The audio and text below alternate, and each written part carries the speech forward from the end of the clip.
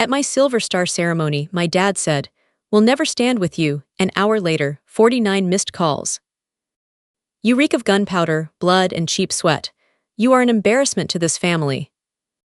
Those were the exact words my father spat into my face, 40 minutes before I was scheduled to walk across a stage at the Pentagon and receive the Silver Star. I stood in the wings that night in my dress uniform, spine locked straight, chin level, hands folded behind my back, and I looked out at the front row reserved for family. 2 seats, both empty. My parents had taken the gold-embossed invitation the Department of Defense had mailed to their house, an invitation most families would frame, and used it as a coaster while they got ready for dinner. Because that same night, my little sister had a brand celebration to attend at the most expensive steakhouse in the city, and nothing, not even a national broadcast honoring their own daughter, was going to interrupt that. But here's the thing they didn't know yet. I hadn't left that second seat empty. I'd given it to someone else, someone who actually deserved to sit there. And in exactly 3 minutes, on live television, in front of 4-star generals and a national press pool, a decorated commanding officer was about to hand a reward worth millions of dollars to the exact person my parents had looked down on their entire lives. 1 hour after that broadcast ended, my phone lit up 49 times in a row. Before I walk you through exactly what happened that night, if stories like this one hit close to home for you, tap that like button, subscribe, and tell me in the comments where you're watching from right now. It helps more than you'd think. Now, let me take you back to where this really started. My name is Kate. For 5 years, my mailing address wasn't a street. It was a flooded trench behind concertina wire somewhere in northern Syria. My blanket, most nights, was a 70-pound ceramic plate carrier that never quite came off. I didn't have a 20s full of iced lattes and lazy Sundays, birthday cakes, or long weekend drives with the windows down. I had the crack of AK-47 rounds slicing through 2 a.m. silence, and a med bag so overstuffed with tourniquets, gauze, and auto-injectors that the zipper barely closed. Out there, my entire world collapsed down into one brutal equation: get the bleeding American in front of me back across the wire before his heart stopped. That was it. That was the whole job. Everything else, sleep, comfort, fear, homesickness, got shoved into a back pocket of my brain and locked away, because there wasn't room for it anywhere else. I came home with a case of PTSD sharp enough to wake me up drenched in sweat most nights, and a habit of scanning rooflines every time I walked out of a grocery store back stateside. Loud noises still send my hand toward a hip that hasn't carried a sidearm in months. And yet, through 5 years of satellite calls that came maybe once a month, when the signal actually held, my parents never once asked if I was okay. Not if I still had all my limbs. Not if anyone in my unit had died that week. Not if I was scared, or cold, or sleeping. Every single call started the same way, a demand. Never hello, never my name spoken like they meant it. I remember one call word for word. We just lost a Humvee to an IED, and the air still tasted like diesel and copper. My hands hadn't stopped shaking. A comms tech pressed a satellite receiver into my palm and said, "It's your mom." I remember praying, just for a second, that she'd ask if I was safe. "The transfer didn't go through," she said instead. "No hello. Chloe has a brunch tomorrow and her card got declined, fix it." I looked down at my boots, caked in mud and someone else's blood, and I quietly promised to call military finance in the morning. Then I hung up and walked back into the med tent. That was the pattern. They never asked. They ordered. 5 minutes on a satellite line, paid for by taxpayers and rationed by weather and equipment, and they spent every second of it on a banking error. Before I even shipped out on my first deployment, my parents had already talked me into linking my military pay portal directly to their joint account. It seemed reasonable enough at 22. Help out with bills while I was gone, they said, keep things simple. I didn't understand yet that simple meant permanent. Every dollar of hazard pay, every reenlistment bonus, every combat differential, automatically wired out before I ever laid eyes on it. That money cost in a downtown luxury apartment for my sister Chloe, a 24-year-old content creator who thought cordite was a candle scent and had never once asked what a plate carrier weighed. It funded her influencer club memberships, her skincare subscriptions, her flights to brand events I couldn't have picked off a map. It paid her rent while I sat in a concrete bunker on Christmas Eve wiping gun oil off my fingers just so I could approve a payment on a cracked phone screen, the only light in the room coming from a dying flashlight wedged between two sandbags. In my parents' minds, I wasn't a daughter. I was infrastructure, a pipeline running from a war zone straight into their checking account. And Chloe was the one who got to spend what flowed through it, all while telling her followers she'd built her life from nothing, that she was self-made. A phrase that used to make my stomach turn every time I saw it captioned under a photo of a life I was quietly funding with my blood. For years, I told myself the money was buying something. That eventually, if I just kept sending it, kept absorbing the silence and the demands, I'd earn one sentence. "We're proud of you, Kate." I was wrong. You cannot buy love from people who only ever saw you as a resource. Real love doesn't come itemized on a bank statement. But a resource only lasts as long as there's something left to take. The moment that finally broke the spell didn't come in the mail. It came on a Tuesday afternoon, when a piece of rebel shrapnel tore straight through my left bicep. We just limped back to base after an ambush outside the wire, the air thick with smoke, diesel exhaust, and the metallic bite of blood. My ears were still ringing from the last mortar round. I sat on a folding metal chair in the aid station while a medic uncapped a bottle of antiseptic and poured it directly into the open wound. The chemical burn tore through raw muscle like fire, and my jaw locked so tight I felt it in my teeth.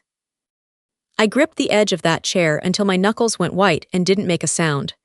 Somewhere behind me, another soldier was groaning through a splint, and I remember thinking, distantly, that pain had become just another sound in the room, like static. While the medic packed gauze into my arm and started wrapping it tight, I pulled out my phone with my good hand, not for comfort, but out of habit. I wanted to check my account balance, do the math on whether I'd have anything left over for out-of-network physical therapy once my deployment ended and the arm needed real rehab. The screen loaded slow over a weak signal. The number that finally appeared was hovering just above 0. Before I could process it, the satellite phone on the comms desk rang. The tech held it out. "It's for you." It was my father, no greeting. "You need to send Chloe $2,000 today. She's got a Fashion Week event. She needs a wardrobe." I stood there in the low light of the aid tent, blood still soaking through the fresh gauze on my arm, and something in me went very quiet. "No," I said. Dead silence on the line. Then I told him I'd taken shrapnel an hour ago. I needed whatever money I had left for my own recovery. Not $1 was leaving my account. The phone changed hands. My mother's voice replaced his, and it wasn't a mother's voice anymore. It was pure venom. "How dare you be this selfish? She's building a real career. What do you even need money for out there in the dirt?" "I save lives," I said. She laughed, a short, ugly sound distorted by the cheap speaker. "Your job is filthy. You crawl around in the mud and the blood and nobody even looks at you. Chloe is building something real. Why do you even care about keeping money? It's not like you have a life to dress up for. You're just going to end up covered in dirt again anyway." I closed my eyes. The throb in my arm was keeping perfect time with my pulse. I didn't argue. You cannot explain the value of a human life to someone who has never once asked about the value of yours.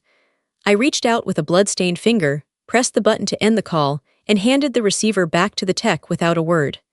Then I sat back down and let the medic finish stitching me up. Less than a month later, I found out exactly how deep their entitlement went, and it very nearly took my breath away. It was past midnight. The desert wind was howling against the concrete of the bunker, cold enough that I could see my own breath. I was on fire watch, alone on an ammo crate with my rifle across my knees, scrolling my phone to stay awake, when Chloe's account posted a new photo. She stood in our parents' driveway back home, holding up a key fob, grinning next to a brand new luxury SUV, the kind that runs well over $100,000 before you even step foot in the dealership. My parents flanked her on either side, beaming with pride like they'd just watched her walk across a graduation stage. The caption read something about hard work paying off and being blessed with a family that supported her dreams.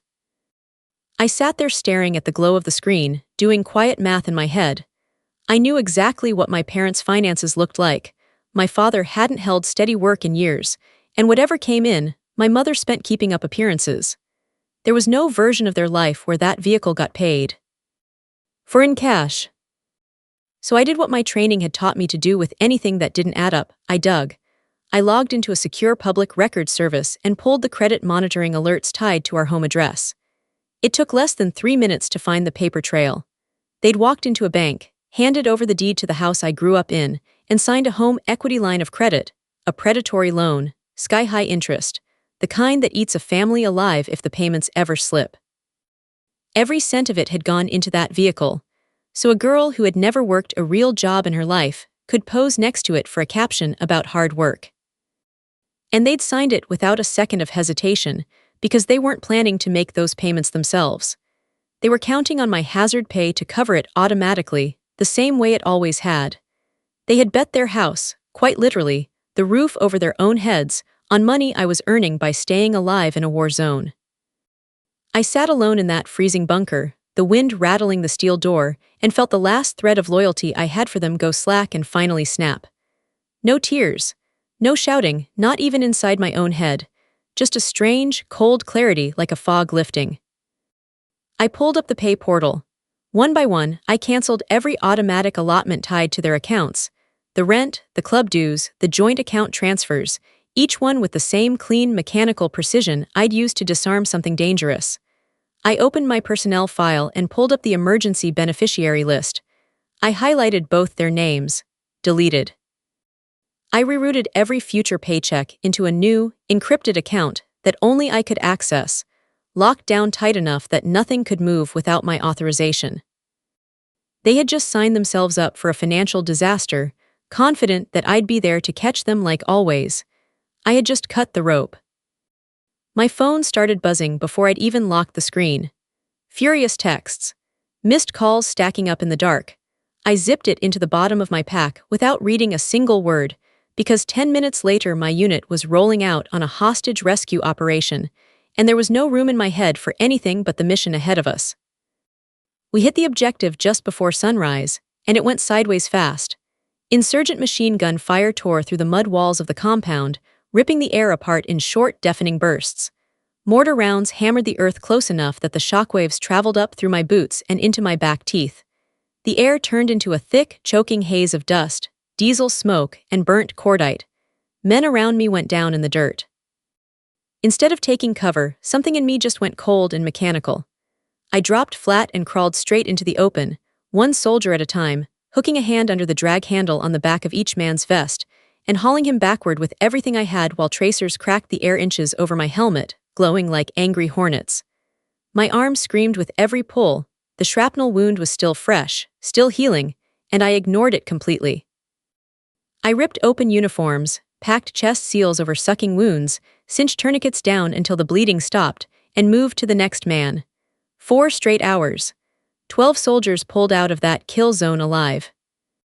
That night, riding in the back of a medevac helicopter covered in blood that wasn't mine, I watched a 19-year-old kid's chest rise and fall despite the 2 fingers he'd lost that morning, and something in me finally settled, all the way down. I didn't need validation from a woman who'd called me filthy over a crackling satellite phone. 12 steady heartbeats in the dark were the only validation I would ever need again. 4 days later, my commanding officer bypassed the normal channels and personally submitted my file up the chain. I was going home to receive the Silver Star, live, at the Pentagon. I stood in the parking lot holding the heavy gold-sealed invitation, and I made a decision. I wasn't sending it to my parents out of hope. I was sending it as a final test, one last chance to see if they could put down their vanity for a single night and show up for me. I drove straight to their house, tires crunching over the same driveway I'd grown up on. I let myself in without knocking, the way I always had. The house smelled like vanilla candles and leftover takeout. My parents were sunk into the leather sofa, glued to some reality show where 2 women in evening gowns were screaming at each other over a wine glass, and they didn't even turn their heads when the front door opened behind them.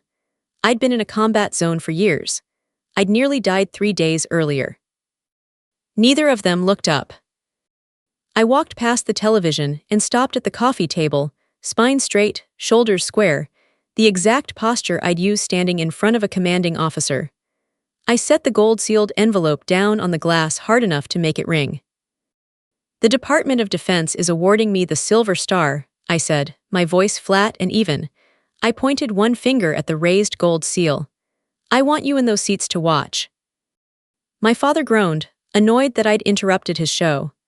He reached over with a lazy hand, flipped the envelope open, scanned it for maybe 3 seconds, and tossed it back onto the table like a flyer he wasn't going to read. "I'm not wasting my Friday night sitting in some stuffy auditorium for 3 hours watching a military parade with a bunch of grunts," he said, crossing his arms over his stomach. "They hand those medals out to everybody now just for morale, don't they?" He actually yawned, right there, in the face of the Silver Star. My mother didn't even glance up from her phone, her acrylic nails clicking rapidly against the glass. "Your father's right. Besides, our schedule's completely full. Do you have any idea how hard it was to get a table at the Continental this weekend? I spent 45 minutes on the phone." She finally looked up, eyes bright with a strange, manic pride. "Chloe just signed her first real brand deal. A boutique leather company is sending her a bag to feature. Do you know how hard she's worked for this? The networking, the photo shoots. We're taking her out to celebrate." I stood there in the middle of that living room and let the two facts sit side by side in my head. 12 soldiers dragged out of a kill zone. Fresh shrapnel scars healing under my sleeve. A medal from the Pentagon, on live television. And they were skipping it for a handbag. I didn't ask if they understood what the medal actually meant, what it had cost. You can't explain an ocean to people who have only ever waded in a puddle. My mother must have taken my silence as an insult, because her face hardened, the manic pride curdling instantly into disgust. She leaned forward, eyes narrowing, and looked me up and down, my boots, my jacket, the fresh bandage barely hidden under my sleeve, before she delivered the line that ended it for good. "We have reservations at the Continental," she said. "We will never stand next to you. You reek of gunpowder, blood, and filthy sweat. You are the disgrace of this family." The words hung in the air. On the television behind her, someone was still screaming at a bartender, oblivious. In that living room, the silence was absolute. Whatever small, stubborn hope I'd still been carrying for them, some last flicker I hadn't even admitted to myself, died right there, and it didn't hurt the way I expected it to. It felt more like something finally letting go of my chest. I didn't raise my voice. I didn't cry. I looked at the two of them sitting on that expensive couch and understood, with total clarity, exactly what they were. "Enjoy your dinner," I said. Every word came out clean and hollow. "I won't bother this house again." I turned on my heel and walked out, boots striking the hardwood with slow, even thuds. I pulled the front door shut behind me, slid my key into the deadbolt, and turned it one final time, the last time I ever would. I climbed into my truck, threw it into gear, and drove off into the dark without looking back once in the mirror. The next morning, before 6, I sat across from Sergeant First Class Maya Reyes in a diner booth that smelled like burnt coffee, bleach, and bacon grease. The sun was still fighting its way through a gray, overcast sky outside the window. Maya and I had done 2 deployments together. She'd worked logistics the whole time, and her brain processed problems the way most people process breathing, automatically, without hesitation. She had a thin scar along her jawline, and the kind of steady presence that made chaos feel manageable. I slid the gold envelope across the sticky table between us. "They passed," I said, my voice flat, delivering it the way I'd deliver a casualty report in the field. "Seats empty." Maya picked it up, turned it over once, and set it back down without a shred of pity in her expression. She wasn't wired that way, and honestly I was grateful for it. "Their loss," she said, already dragging a battered laptop out of her pack and flipping it open. "But we are not leaving a hole in your formation. We need a real body in that seat, somebody who's actually earned the right to watch you take that medal." While her fingers started flying across the keyboard, I scrolled through my contacts until I landed on a name I hadn't dialed in months. Martha. My mother's older sister, and about as different from her as 2 people sharing the same blood possibly could be. While my mother spent her life chasing country club memberships and designer labels, Martha spent 30 years as a trauma nurse at a VA hospital, pulling shrapnel out of strangers half her age, and sitting with dying soldiers who had nobody else in the room. Every single month I was deployed, without fail, A heavy cardboard package showed up at the forward operating base with her hand. D writing on the label, never trinkets. Always combat gauze, heavy wool socks, tins of shortbread cookies wrapped in a note that just said she was thinking of me. She never once asked for anything back. She just sent what she thought I'd need and signed it with love. I hit call, 2 rings. Katie, her voice came through warm and a little raspy, a washing machine humming somewhere behind her. Aunt Martha, I need a favor, I said, keeping my tone steady even though my chest had gone tight. I've got a VIP seat for a ceremony at the Pentagon this Friday. I need you on a flight to Washington. No hesitation. No questions about cost, no complaints about her schedule. I don't give a damn about the brass, Katie, she said, and I could hear her voice crack just slightly. I just want to see you with my own 2 eyes. Tell me when to be at the airport. Something in my chest, something I'd been carrying so long I'd stopped noticing the weight of it, finally eased. Across the table, Maya was already reading her own card number into an online checkout form without looking up. Flights booked, she muttered. And I just expedited an evening gown from a boutique in Georgetown. It'll be at your place by noon tomorrow. I picked Martha up at the airport the next day, a small scuffed suitcase trailing behind her. The kind of cheap, well-loved luggage that looked like garbage next to the designer bags my mother and sister paraded around, and to me was the single most beautiful thing I'd seen in years. She dropped it right there on the curb and wrapped both arms around me, hard enough to knock the air out of me. She smelled like peppermint and clean laundry detergent. When she pulled back, her calloused fingers traced gently along the edge of my jacket, right over where the bandage still sat beneath the fabric. She knew. 30 years as a VA nurse, of course she knew exactly what shrapnel did to skin. You're still standing, she whispered, eyes shining. I'm still standing, I told her. That night, the 3 of us sat in my small apartment living room, no reality television screaming in the background, no frantic demands for cash, just the quiet hum of the refrigerator. Martha sat with a cup of black tea, listening while I told her about the ambush, about the noise and the dust and the weight of the men I'd pulled out of the kill zone. She didn't flinch. She understood exactly what that medal had cost, because she'd spent 30 years watching young men and women pay that same price. Family, I thought, watching her across the room, was never about a shared last name. It was about who showed up. Friday night, the massive doors of the Pentagon auditorium slammed shut with a sound like a gunshot, sealing the room. Hundreds of high-ranking officers, defense officials, and members of the national press packed the velvet seats. The air smelled of brass polish and starched wool. Overhead, the chandeliers dimmed to a low glow, and at the back of the room, a row of red broadcast lights snapped on. We were live, coast to coast. General Vance stepped up to the podium. 4 silver stars sat heavy on his shoulders. He didn't smile, didn't offer a warm-up or any polite introduction. He gripped the edges of the podium and went straight into it, his voice booming through the speakers. He didn't sanitize a single detail. He described the ambush in plain, unsparing language. The mortar fire tearing our defensive line apart, me crawling through open ground under tracer fire, refusing evacuation with shrapnel still lodged in my arm, dragging 12 wounded Americans out of a kill zone one at a time, packing their wounds in the dirt while rounds cracked past my helmet. By the time he finished reading the report, the entire room had risen to its feet, applause rolling through the auditorium like thunder, hundreds of officers snapping into a silent salute. I climbed the carpeted stairs, chin level, eyes forward. Vance pinned the medal to my chest himself, the metal cold against the fabric, carrying the weight of 12 lives inside something small enough to fit in a palm. I saluted. He returned it. I walked back down and took my seat beside Martha in the front row, my shoulder brushing hers. Then Vance raised a single hand, and the applause died instantly. You could have heard a pin drop on that carpet. Honoring the soldier in the field is only half our duty, he said, his voice hard and unyielding, echoing off the high walls.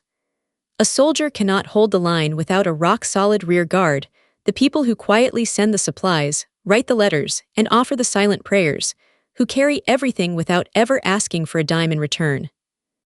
Tonight, the Department of Defense is launching a new initiative, the Homefront Support Fund, recognizing the family members who make our service possible and have never once been thanked for it.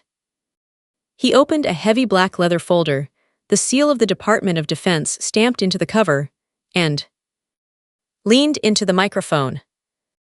The inaugural recipient of the Homefront Support Fund is Martha Sullivan.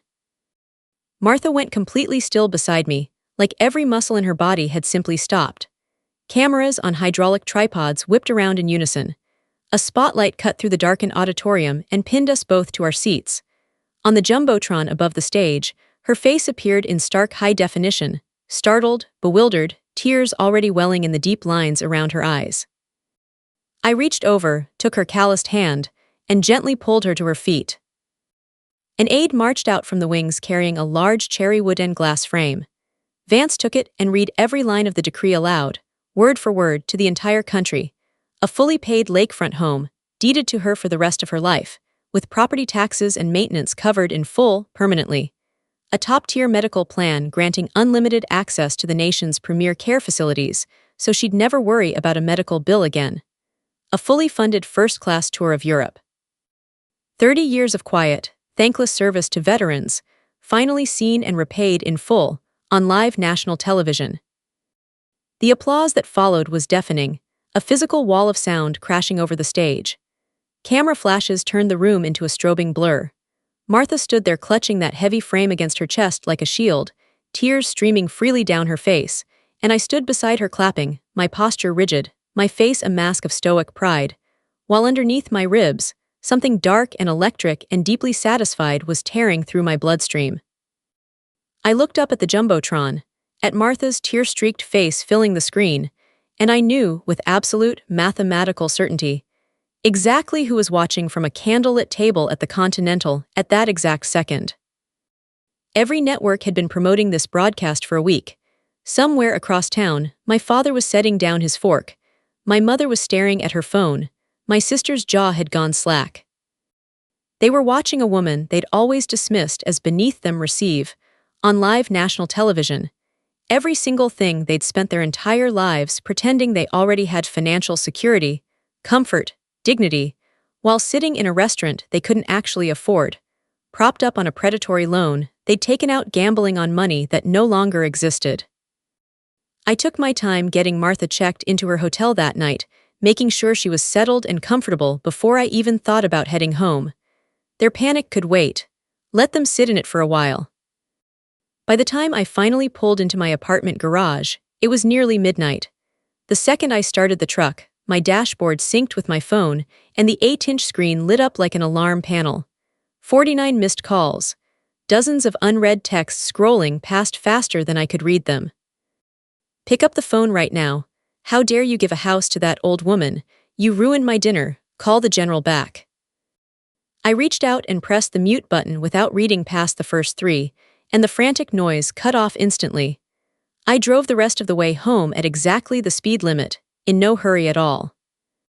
When the elevator doors slid open on my floor, I stopped dead. My parents and sister were standing in the narrow hallway, forming a human barricade directly in front of my door.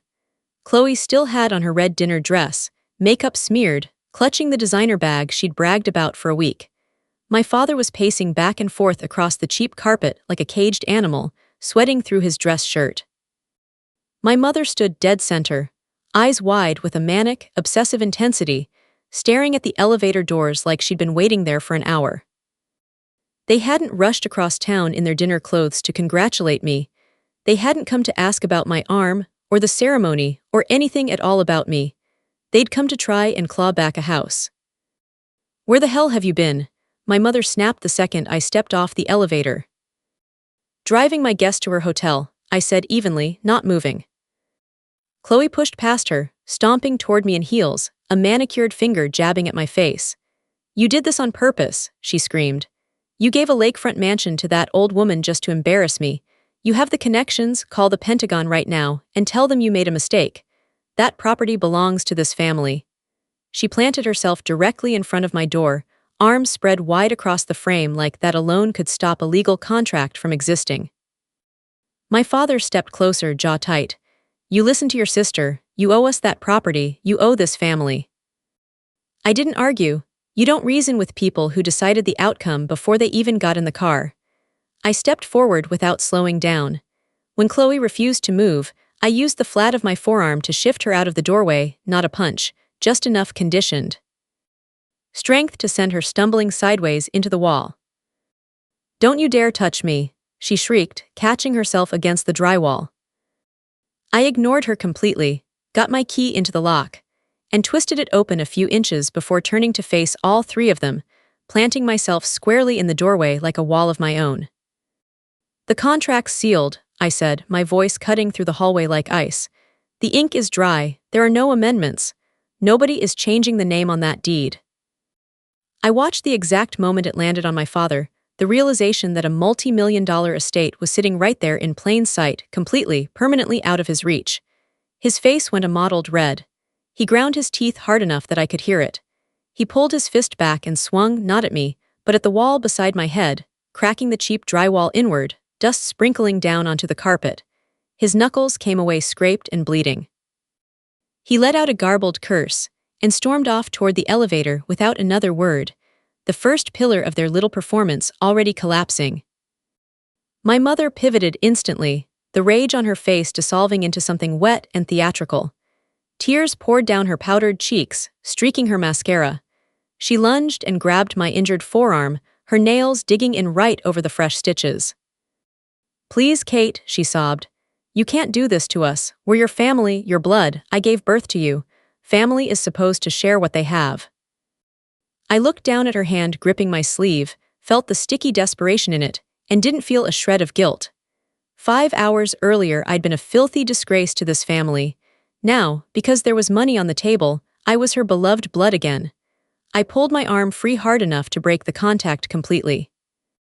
Chloe took her turn next, dropping the aggression and switching instantly to tears, loud, theatrical sobs, hands pressed over her face. "You planned this to humiliate me on national television. My sponsors saw it. My friends saw it. You ruined my whole reputation. You need to apologize to me right now." I stared at a 24-year-old woman sobbing in a hallway over a house that was never hers to begin with, demanding an apology from a combat veteran, and I recognized the pattern instantly. The same guilt trips, the same crocodile tears they'd used to drain my accounts dry for 5 straight years. Push, insult, take, and the second I pushed back, cry until I caved. "Not tonight." "I accept the apology," I said, my voice flat and even. "But understand, acceptance is not forgiveness, and there is no reconciliation coming. Don't ever ask me for money again. Your access to my life is permanently revoked." I didn't wait for the next wave of tears. I stepped back into my apartment and pulled the door shut behind me with the full conditioned strength of a soldier. The heavy wood slammed into the frame, cutting off whatever my mother had started to say. I threw the deadbolt twice, then slid the security chain into place for good measure, and stood there in the dark entryway with my forehead against the cool wood. Through the door, I didn't hear any more shouting. The fight had gone out of them the second the lock clicked. I just heard the slow, defeated shuffle of dress shoes and heels dragging down the hallway carpet toward the elevator, and then nothing at all. It took exactly 4 months for their world to collapse without my paycheck quietly propping it up from the inside. Chloe maxed out 3 separate credit cards in a matter of weeks trying to keep her influencer lifestyle running, then got denied for every new line of credit she applied for once the banks actually looked at her real income. The overdue notices on the SUV piled up fast after that, and on a Tuesday at high noon, a diesel tow truck rolled up in front of her downtown apartment building, hydraulics whining, and hooked the winch chains under her front tires. She ran out into the street in a silk robe and slippers, screaming at the driver to stop, but he just handed her a clipboard with a repossession order and hit the lift. Half a dozen of her so-called friends stood on the sidewalk the whole time, and instead of stepping in, every one of them pulled out a phone and filmed it. My parents spiraled trying to hold onto the house. My father cashed out his entire retirement account, penalties and all, bleeding out tens of thousands of dollars in taxes just trying to cover Chloe's debts and the crushing interest on that second mortgage. It still wasn't enough.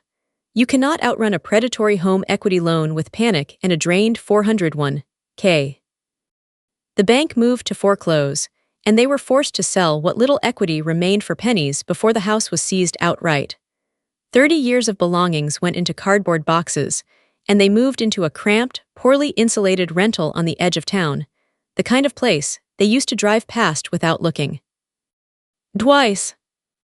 They tried reaching me for a while. Calls, emails, even a cousin recruited to plead on their behalf. I'd already changed my number, blocked every account, and made sure their names would never clear the gate at my base. I also made sure the extended family had seen the full broadcast from that night. Every relative who might have once lent them money quietly stopped answering their calls too, once they understood exactly who Robert and Evelyn really were. Martha, meanwhile, moved into her new lakefront home with nothing but that same battered old suitcase and a lifetime of quiet decency that had finally been repaid in full. Every morning now, she sits out on a cedar deck overlooking still water, drinking black tea, without a single property tax bill or medical cop hanging over her head. Last week she finalized the itinerary for a first-class flight to Rome, and she still calls just to check in on me, never once to ask for anything. My own career shifted too. I'm not dodging mortar fire in the Syrian dirt anymore. The Pentagon moved me into a role training the next generation of combat medics out on the ranges at Fort Bragg, where the Carolina sun beats down on packed sand that smells like hot brass and gun oil. I spend my days teaching young soldiers exactly what it takes to keep a man breathing when everything around him is trying to make sure he doesn't. Looking back, here's what I know for certain. Boundaries aren't cruelty. They're the only thing that protects you from people who see you as a resource instead of a person, even when that person shares your blood. Family isn't the people who show up demanding a cut the moment you succeed. It's the people who show up in the mud with you long before anyone's watching. If you've ever had to draw that line with someone who was supposed to love you unconditionally, you already know exactly what I'm talking about. Drop a comment and let me know. And if this one hit home, hit like and subscribe. It helps more than you'd think. I'll see you in the next one.